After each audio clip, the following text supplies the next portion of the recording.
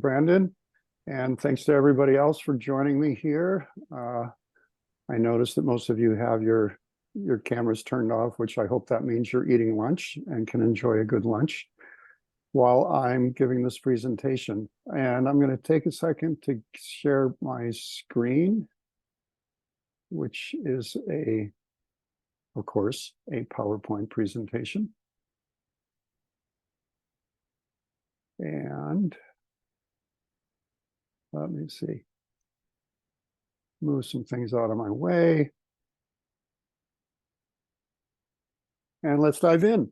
So as it says on the screen, my name's David Ketter. I'm in Bellingham, Washington, in the Nooksack River watershed and land of the Nooksack and Lummi Nations. So I'm a retired high school science teacher. And for the 20-some years that I did that, I brought as much environmental sustainability and climate change education into my teaching as I could, including multi-year grants to do so, and to do service learning projects that included lots of regeneration projects and native plant garden installations on barren campuses, and a variety of other such things. So I'm currently serving as a climate change education consultant for the state of Washington, specifically working on a deliberative democracy process that engages students in giving feedback to their local decision makers about their climate action plans, or lack thereof, in their specific areas. So it's not a simulation like many social studies curriculums do, but an actual in the world, real feedback on real climate action plans. So we'll be working on that in the near future. Let's see, figure out how to move these slides. There we go. So my intentions for this workshop aren't so much to provide you with a model of a specific watershed management plan that was implemented in the Slocan Valley of British Columbia, but to share with you the guiding principles that led to the development of that plan. And hopefully those guiding principles might be of interest to you in the long run. Some of these guiding principles I found to be pretty unique and counterintuitive, and even challenged my previously held assumptions about what works best to make change. While I know the person who created this plan or came up with these guiding principles, and I've heard him speak about it several times, I've never been to the Slocan Valley and haven't seen this project firsthand, but it is quite successful, as you'll see in a little bit. And please excuse me as I might stumble around with this. I only put this presentation together yesterday. And as we all know, this is quite the emergent process. I will pause now and then to give you an opportunity to ask questions, but if we wouldn't mind holding your questions until we pause. And right now, I can't even see who's on here because of the PowerPoint. But I want to throw into, whoops, I want to go back a slide. Got ahead of myself. I'm going to put in the chat a link to a Google folder that will get you access to this PowerPoint and to a number of other documents related to what I'm going to share today, including a copy of the principles and a document that describes this process in much more detail in story form that I think you'll find quite engaging and interesting. So, as the title of this presentation says, it's a case study of an integral watershed or forestry management plan. I'll probably be using those two terms, forestry and watershed management, interchangeably, because this whole project was driven by a forestry lens, but it involves a watershed in the plan that they came up with. But the integral part, just a brief introduction, you could literally spend years literally just introducing integral philosophy and practice. And some of you may be familiar with it, but it's different than an integrated forestry management or watershed management plan, which is a plan that includes multiple societal needs, addressing multiple societal needs. While integral philosophy does that, an integral approach does that, it includes more than that. It backs up and includes a kind of a philosophy and approach to how you come to that management plan. And it's more of that aspect of this project that I'm going to share with than about the plan itself. In fact, I'm not going to say much about the plan itself at all. That's available online in various other places. So this little diagram is called the integral quadrants, and integral is considered to be a meta theory, which is a theory of theories, and it makes space for many other different theories. Again, I won't go over this in too much detail, but just let you know it's kind of a theory of theories, and it makes space for other ways of thinking, and it doesn't stand too much in opposition to other ways of thinking. It includes them. Let's see.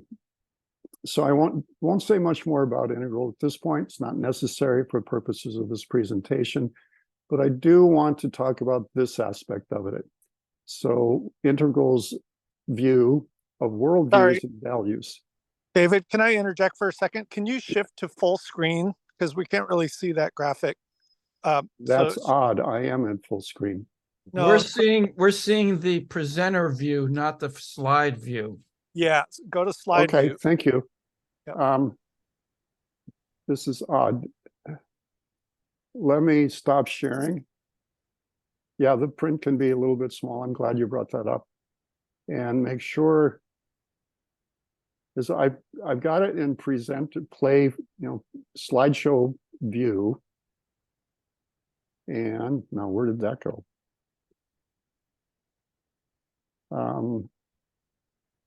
My apologies for stumbling around here, folks. That's okay. We're all trying to figure it out. So presenter view. No, not presenter view. That's what we end up seeing. Just do a regular slideshow. That's what you need to see your notes. Do you need to see the notes, David? I do. Then we just see the presenter view. I'm just trying to think of the way there. When you go to share screen, just share that application. And well, there we got it. Now we got it. There it is. Is that better? Yep. Perfect. Great. Now I can see the notes and you can see the slides. Glad to hear it. Thanks for interrupting me, Brian. That's helpful. So where was I? Back to this slide. So again, an important part of the integral worldview is its perspective on worldviews and values. And as this slide shows, they change over time. And it's in a Venn diagram. The name of each of those little circles is the worldview, which is really complex, but it's just got a title, and underneath that are some specific values that might arise from each of those worldviews from this integral perspective. Note that as these change from right to left, they become more complex and more inclusive, and the circles of care that people have grows over time. Note also that the bigger circle includes the smaller circles, and this is a piece of integral philosophy called transcend and include. We don't necessarily jettison the previous traditional or previous worldview and values, but they are there. We do have access to them, and people have different degrees of access to them depending upon their overall growth and development. And sometimes people talk about it in terms of how much trauma people have had that leave some of these worldviews in shadow, so to speak. So let's see. The person who developed this whole process I'm going to introduce is Stephen Martineau, and I consider him to be one of the people that can really embody all these worldviews at the same time. And it's pretty amazing how he can do that. He's successful at it enough that when he visits different groups with different worldviews, each of those people consider him to be part of their group, and which is a rare skill and capacity in many people. So let's see. One thing about this process too is that it doesn't attempt to change people's worldviews and shift them from one to another. Rather, accepts them from where they're at and really speaks to them and finds their values that speak to taking care of the land and people around them. These worldviews do not change easily. Some people move through them rather quickly. Most people do not. Especially as adults, these can take decades to shift and change. And for any of you that have spoken about banging your heads against the wall and attempting to change people over time, from an integral perspective, this is why. And so they don't attempt to do that in this process. They use a different way. So getting into the project itself, background is it's called the Slocan Integral Forestry Cooperative. Its primary facilitator is Stefan Martineau. The location is Slocan Valley. You can see Nelson, BC here, British Columbia. It's not in the Cascadia bioregion, I don't think. And it includes this whole valley. I don't know if you're seeing my cursor going through there. It's a forested watershed, pristine Slocan River, large, narrow lake that's up here. Was in 2003, when this project started, 95% owned by government, Crown land. And the process has been so successful that Stefan has now been hired by the province of British Columbia to emulate it in different regions. So, to save time, I'll skip what I was going to say about Stefan and move to the demographics of the Slocan Valley. So back in 2003, 6,000 people there, First Nations people, conservative factions, loggers, miners, farmers, highly concentrated and vocal progressive community, multi-faith landscape, 2 internationally recognized environmental organizations, strong artist community, and a big multinational forest products company that employed most of the people in the valley. So this is a pretty complex place to be working, and previous attempts to come to agreement on how to manage this land were not successful. So a little bit more of the status of the valley back then: highly polarized, increasing number of forest workers losing their jobs, not because of reduction in forestry, but because of mechanization. Clear cutting was continuing to happen at the same rate, but people were losing their jobs. There were 8 failed attempts over 30 years to resolve the conflicts within this watershed. And by 2000s, 100 or 200 people have been arrested. First Nations people were seeking recognition, and the provisional government did not want to create a precedent by agreeing to residents' demands for community control. So not an easy context to be working with this plan. But now, with all that background and context, I'll just kind of tell it in a little bit of story form of how this unfolded. And again, here's another map of the valley. So in the fall, and I should pause for a second to see if anyone has a question about the context at this point. Or shall we move on?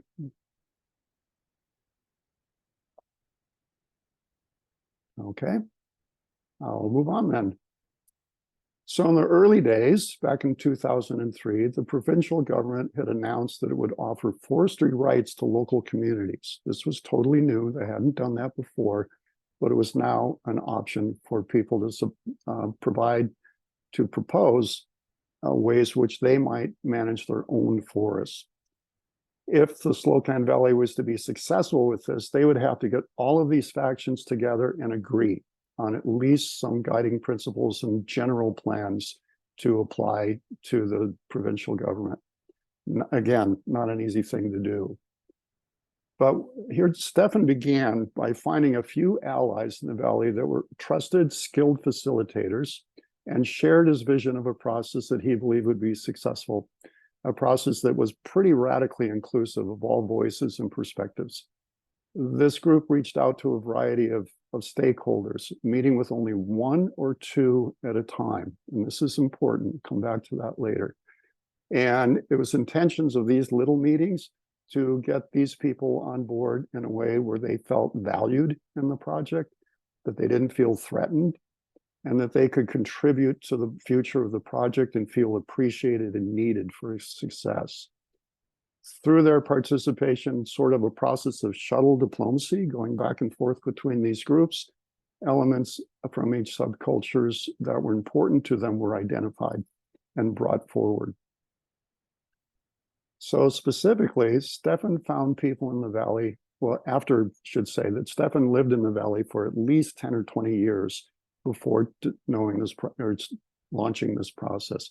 And he was pretty well connected. He knew the people there. So he attempted to find people that he had what some people call elevator qualities. Doesn't matter what faction they were with, which group, but they were people with high integrity, capacity to listen to others, flexibility, willingness to learn, open to multiple perspectives, and etc. Genuinely interested in understanding other people's views, respected by their constituencies, and could offer a voice of reason and encouragement. And most importantly, and this came up in the pro-social discussion the other day, they held a sincere care for the greater community, bigger than the group that they were part of. So that was pretty important to its success.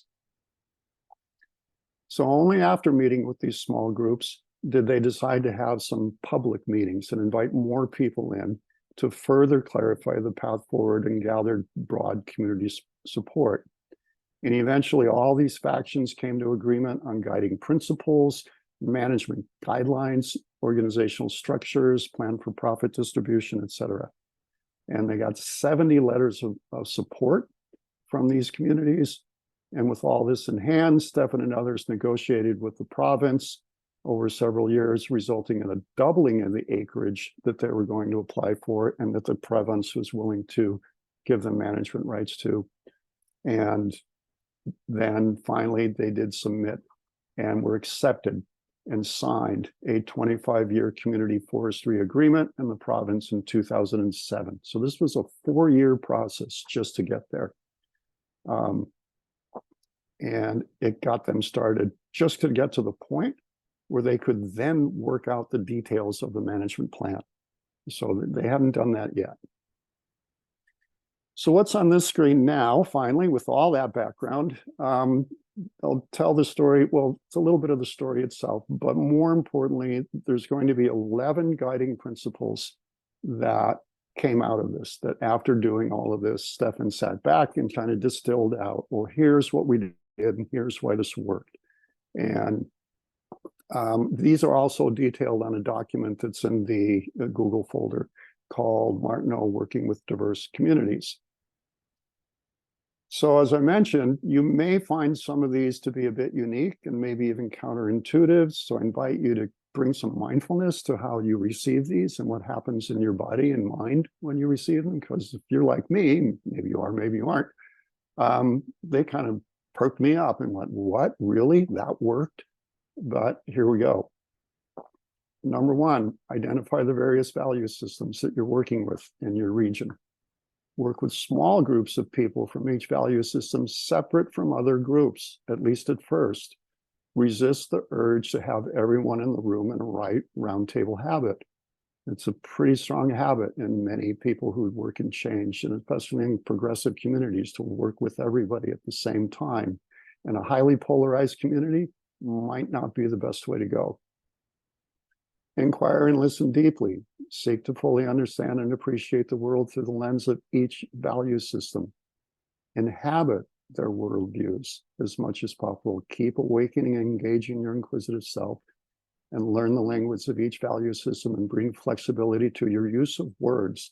Some of you have probably heard the concept of triggering words, triggering vocabulary. It's alive and well in our polarized community. So from this perspective, sometimes called integral multilingualism, we find ways to speak to people using their language without compromising our values and beliefs. And it's quite a skill to be able to do that. So, continuing, capture the thread of truth that each value system carries. Leave your preferred outcome at the door. Suspend your personal desires. Super hard for some of us to do because we're so passionate about what we would like the future to be. 6, create solutions that include all these threads of truth and insight. Identify the elevator values or elevator threads that run through the communities. 7, acknowledge the imperfection of integral solutions and recognize the evolving nature of them. So this is a process that requires compromise by pretty much everybody. Rarely does it come out where any one group gets everything that they need, but it moves you towards commonly held goals. 8, present one step at a time, and keeping in mind the full spectrum of change. that needs to happen over the long term. I think this is pretty consistent with what I'm hearing from Joe and others. Few more. Never cement your movements forward. Be careful not to lock yourself into any one particular plan for too long of a period of time. Keep in mind that things evolve and change, and whatever step you take today is only one step, and there's no arrival point. Remember that system change really only interests about 2 to 5% of the population. My guess is this group of people is skewed in that direction. And certainly Joe has a huge big picture systems change, but not a lot of people are too interested in that. And so, but find those people who are and work with them at least to begin with. And finally, 11, create change is not a personal thing. This relates to number 5, I think it was. To be an integral change maker, you need to leave your personal hopes and desires at the door. Central keys to success are humility and ongoing inquiry. So after all that process and working together with teams for 3, 4, 5 years, this is the purpose statement that CIFCO came up with to serve as a model of integral forestry by owning and managing forest lands in a manner that's ecologically, socially responsible, economically sustainable, and provides community with a full functioning ecosystem, which is the goal of regeneration. So I'm going to skip this one. It's a shorter version of the 11 steps that I just mentioned, and kind of close with this statement. This is just one of several statements that Stefan made at the end of a slideshow he presented a few years ago. A little long, but hang in there. Change agents need to become champions of collaboration, and we are terrible at it. And the problem is not Trump or others. The real challenge may well be us, people with capacity, yet not able to cooperate with each other at a metasystemic level, yet being able to really embody the insight that every perspective holds gems, and that is these gems we need to focus on, to blow wind into, to utilize to tie us together. We need to fully realize that our own perspective is partial. From this, we can gain a humble, courageous, inquisitive stance. Change happens when stress, like the coronavirus, climate change, or you name your crisis du jour, and readily available solutions combine. We need to work on solutions prior to the stress coming on. And as humans, we tend to respond only when stress is in our face. Thus, we need to pre-sense, to be in touch with the future in order to ready ourselves for it. So I'll pause again there. There's a lot. Thank you for your patience, and ask if you have any clarifying questions. I do have a few questions that we could use for discussion, but I'm going to take that off the screen for a second and see if there's any questions that you might have. Looks like Henning has a question. Well, more like an observation, that statement of purpose that kind of summarized your efforts as the result. I'm very familiar with that language. In fact, it is not really very different from other statements of purpose that I've seen from other efforts and other organizations and other groups come up with. So the difference really seems to be how you get there. The result seems pretty much the same. Related to that, I have the question, who actually holds these values and guides the recalcitrant majority of the community through these steps by talking to people individually in small groups? I mean, somebody has to have the kind of holistic vision and massage the rest of us to get to where you rightly think we should go. Because what I'm seeing in the community process is that people indeed do the let's all get together, sit around the table, and then we put, slips of paper on a board, and then we vote which are the 3 most important issues, and then we concentrate on that, we lose all the rest. This is what I see happening again and again, and it finally is not particularly transformative. Right. Thank you for that. one thing that you might have said that I think is different, and I think sometimes it takes a while to really let it come in, is that the people who facilitated this process, Stefan and a few other people in his community, really didn't hold tightly to any particular view or particular outcome. They really were blank about that. Their job was simply to listen to others and build the holistic view from that, and to hold and go from one group to another to pull that together, at least to begin with. So that and it was the people with the elevated values who would go back to work with what you named as recalcitrant people, and work with them so that they would and come back with the next step. And apparently, from what Stefan has told me, there was a lot of going back and forth for quite a bit of time in the sort of shuttle diplomacy before enough coherence came forth to come up with a proposal to the province for managing these forests. So it took quite a bit of time to do that. So thanks. And Howard.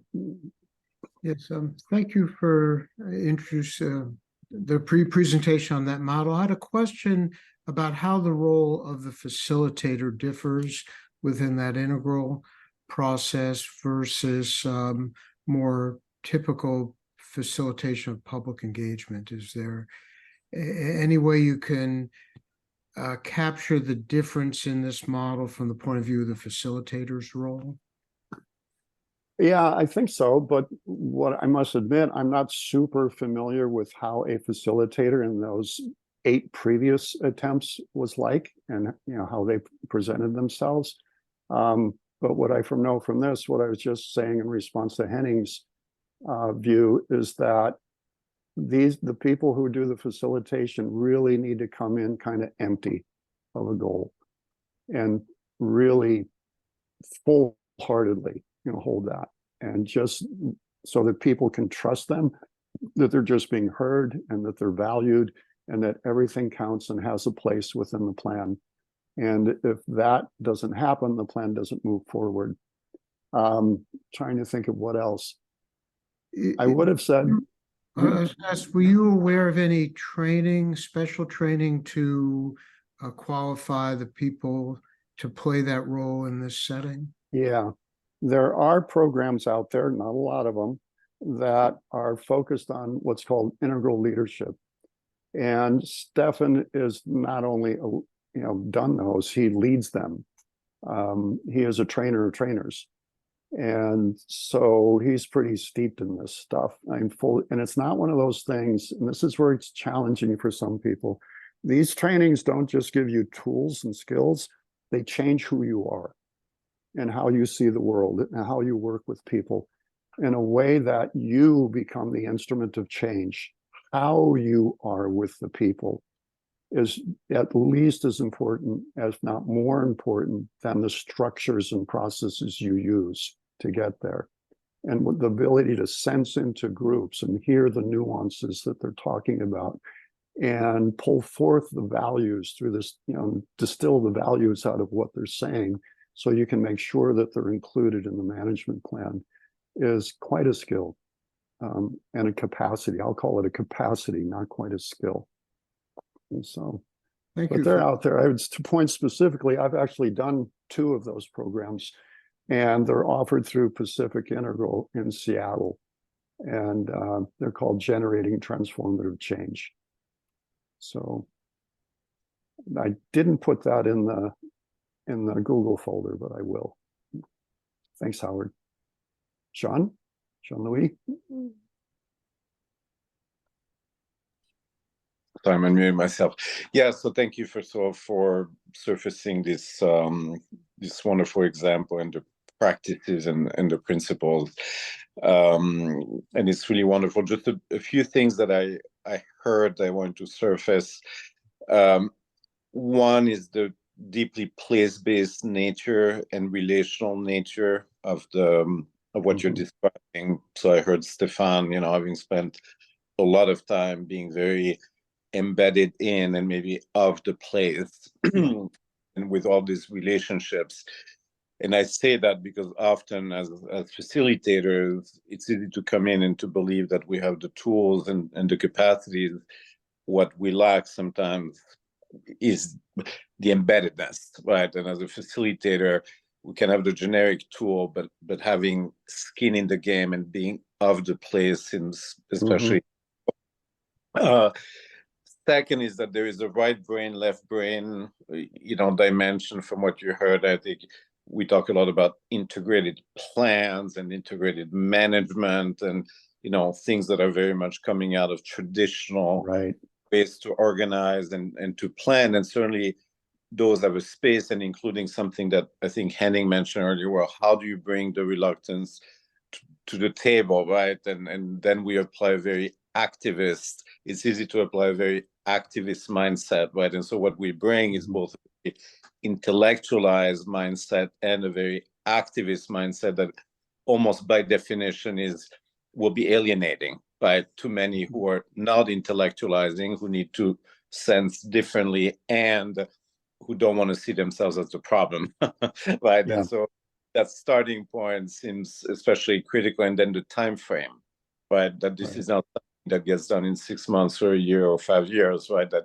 it may take 10 years, it may take 15, it may take 20 to set the roots of these processes. And once you have them, you can start to see acceleration, but it's almost like a go slow to go fast kind of thing. So these are just some things that, I heard from your presentation that struck me as being, very important, at least that I'm trying to internalize.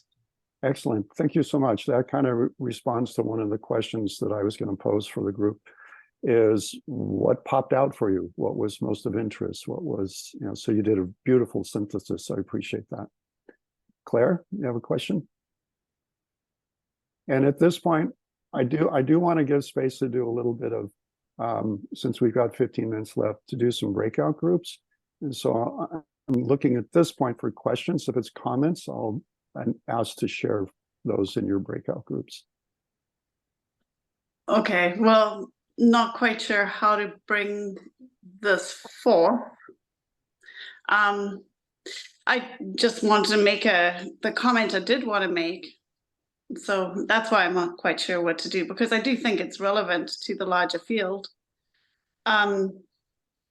There were people that I work with in South Africa as a young late teen and in my early 20s that were doing this work in communities. And then I heard and read David Beck, who came down into South Africa to do some of this work. And comment, so maybe I'll bring it in but just to say, I think it was just a comment, so maybe I'll bring it and save it to bring into that later on. Very powerful though. Yeah, appreciate it. I'm aware of that work, and it really did make a difference in that transformation that country went through. How about Rich? Yeah, hi there. Thank you for the presentation. It's terrific. My question is about how Stefan had the capacity to be engaged for this period of time with this, the amount of patience involved. I mean, taking his talent and training and perspective out of it. Mm-hmm. Was he independently wealthy? Was he working from grants? Was it with an institution? How does a person get themselves to the situation to help in this way? Honestly, I wish I could respond more specifically to that, but I don't know for sure. I do know at that time he did hold some other jobs down. Like I said, he was going around doing these conference and leadership skill development. That was part of his income, though. That's a great question. So I'm sorry, I can't respond to that at this time. So, pardon? I missed something, I think. Okay, we've got about 10-15 minutes left. Let's see, we've got how many people? 12, 13, 14, 15. So I'm going to go back, share a screen that I have, share a slide. Hopefully.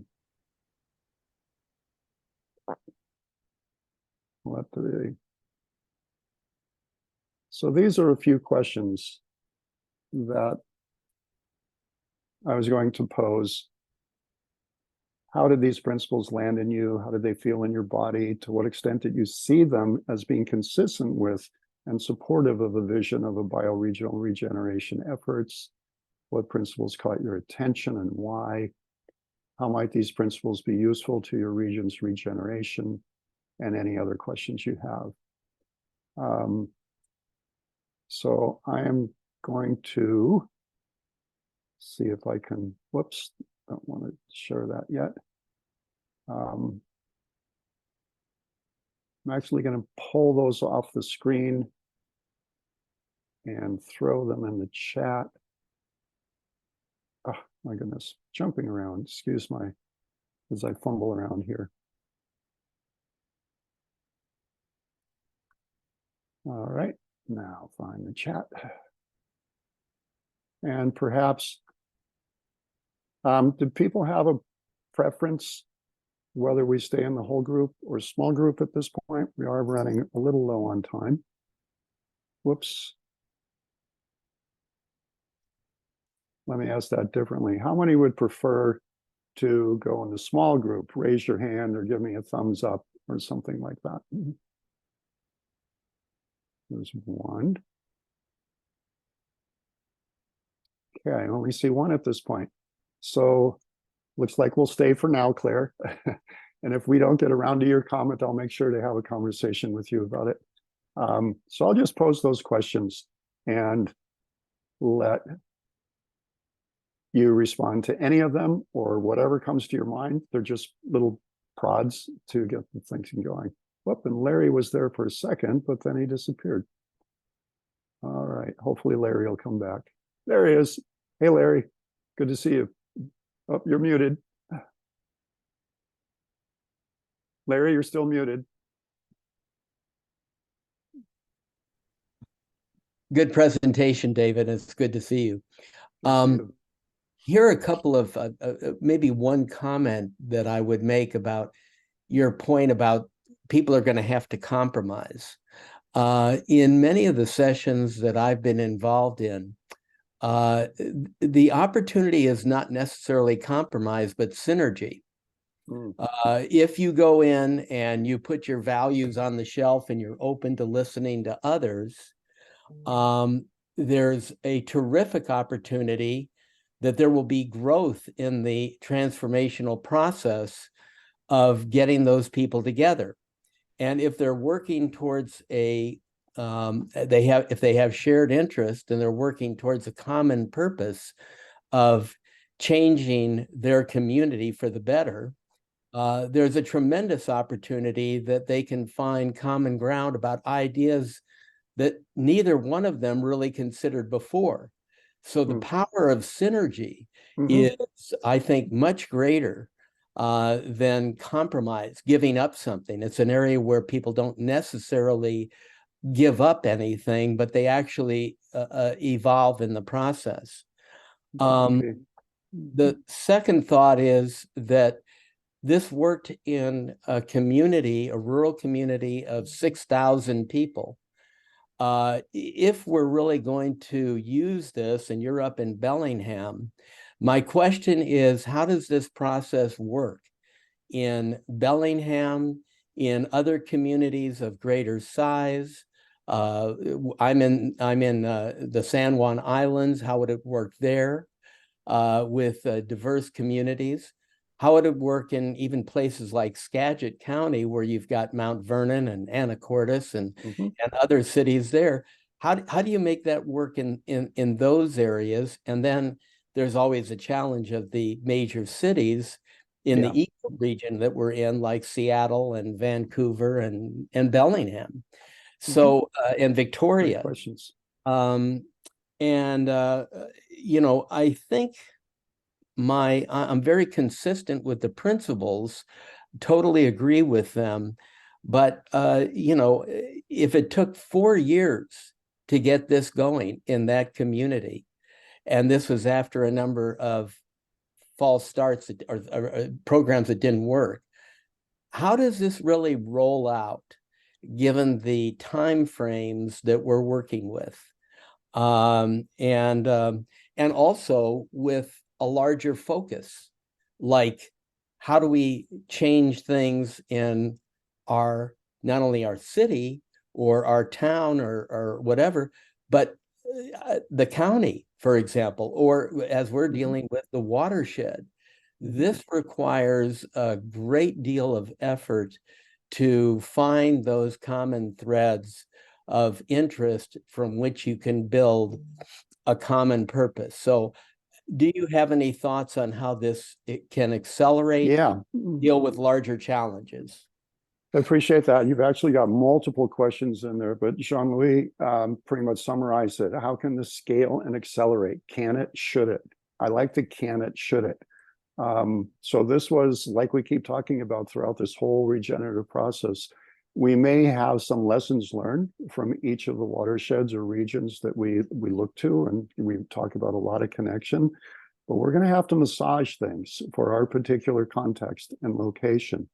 And this may be usable the way specifically that Stefan did it. The process may only work in smaller communities, with 5, 10, 15, 20,000 people. And it's certainly helped that Stefan had been there for decades, and he knew the people inside and out. That's huge. So how to scale this up? Well, I'm not sure it's one that should be scaled. It's more like, how do we scale down the region that we use it in? So in how small of an area, like in Bellingham, 100,000 people, can we use it for that big of a population? Or is it a neighborhood thing?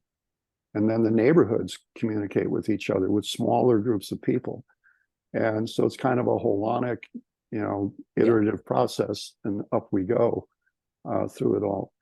And I'm not sure exactly how Stefan would feel that. He has won contracts for doing this process in other regions, but I don't know if they're with larger populations or if they include towns and cities. I'd be quite curious to learn more. So excellent questions. If anybody's interested, I could contact Stefan and see if he's willing to do a workshop for us someday to answer all of your questions more thoroughly. But I want to get to Claire. So let's do that. Yeah, I mean, so much of what I'm so thrilled that you brought this up. And it, Carol Bakey was this incredible lawyer who basically set up a paralegal program up and down the KwaZulu-Natal coast, completely politically divided community. And I was lucky enough to be able to accompany her on many of the visits where she essentially met with these different small groups. And I'm going to say that trust was an absolutely critical piece, her level of openness, and not everything you spoke to. And just what Larry was talking to, the building of that meant that the capacity was starting to be built in a system. So when people thought that the whole of South Africa would explode into kind of a civil war at various points, it actually took a lot of the steam out of all of that stuff where there was breakdown. It was actually starting to create cohesion. The critical things I thought that really made it work was that there was this really important need by those communities to actually be willing to work with. Many of them were very patriarchal and suspicious of someone coming in. And she was a woman and white and Muslim. And so, but the need was great enough that they were willing to work with that and suspend. So there was a building on both sides. And I also saw it happening not over that long a period of time, but she did have knowledge of the community she was going into and would really sort of try and understand the protocols going in there. I think that's really critical. It's like being able to speak someone's language, because just by not speaking the right language, you're immediately putting up barriers. So anyway, I'm very excited by what you've brought forward, and just to say, I think it was the exception rather than the rule. But where those projects, where that kind of approach was working, it was brilliant, and it had a ripple effect way, way beyond the small communities they were working in. Excellent. Thanks for sharing that. Beautiful to hear. Let's go back to Rich. Hi.